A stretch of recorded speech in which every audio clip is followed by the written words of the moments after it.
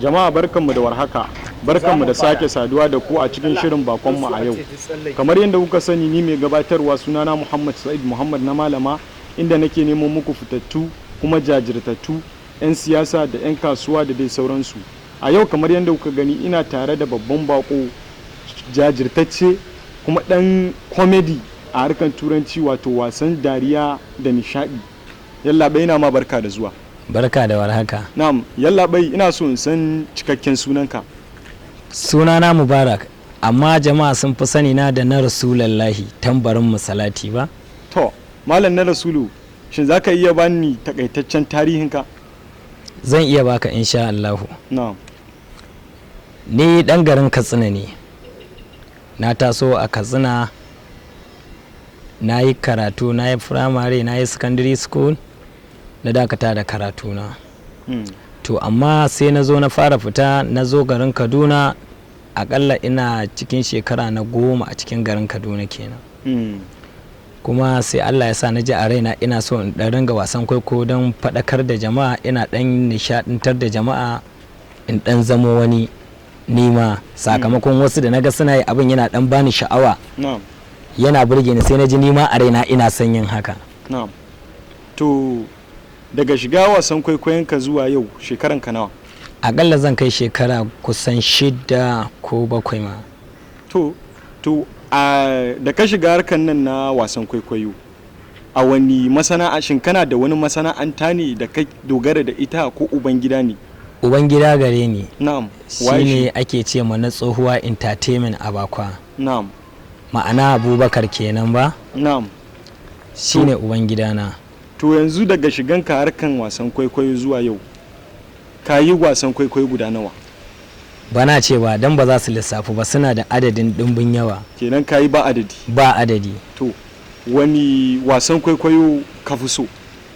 Na ɗan fi son comedies haka, daban dariya da sauransu dai, wanda zai ɗan ƙayatar da jama'a.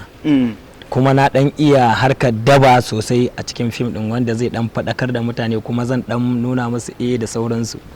Kuma ina ɗan iya ɗan caccanza murya haka kamar na Indiya, akalla kamar guda 5 ko 4 haka ko 3 da sauransu, irin kamar yadda Indiya suke ɗan fassara fim ɗinsu, ni ma ina iya yin wannan, saboda dai in ci gaba da faɗakar da jama'a su ɗan ji shauƙi haka.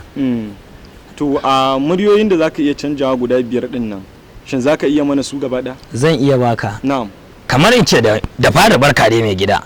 Kana ji na ko? Abin da nake so ka gane, wallahi gaba ɗaya ko idan muka shiga muka je muka fara sambaɗar kofi, larai ce kai kwanji kana, to abin da zan ce Allah ya maka albarka. A lallai. To a cikin wasan dariyanka da kake ta yi, wani wasa ne ka fi so? Daga fara fim ɗinka zuwa yau, wani comedy ka fi so? Na fi son na daba, na fi son a ɗora na a rol ɗin daba, saboda ya ɗan fi bani yadda nake so, nishadi sosai ba. To za ka iya mana yin wasan daban da kake shi ma? Zan iya insha Allah. Kai ya aka yi ne, na rantse da Allah sai in sai in fasa maka hanjinka, kai yanzu nan kai ba wani iya darfa, ka kiyaye Allah wallahi. A gaskiya ne. To Malam na Rasulu, na'am, wani kira za ka yi ga mutane matasa maza da mata masu harkan son shiga harkan fina-finai? Kiran da zan yi a gare su, ko kuma in ce a gare mu gaba daya, shine mu mai da hankali game da ilimin mu, kuma mu rangama kanmu fada akan mu daina shaye-shaye, saboda ba abu bane wanda yake mai mahimmanci, yake da tsari. Shaye-shaye bai kamata ba.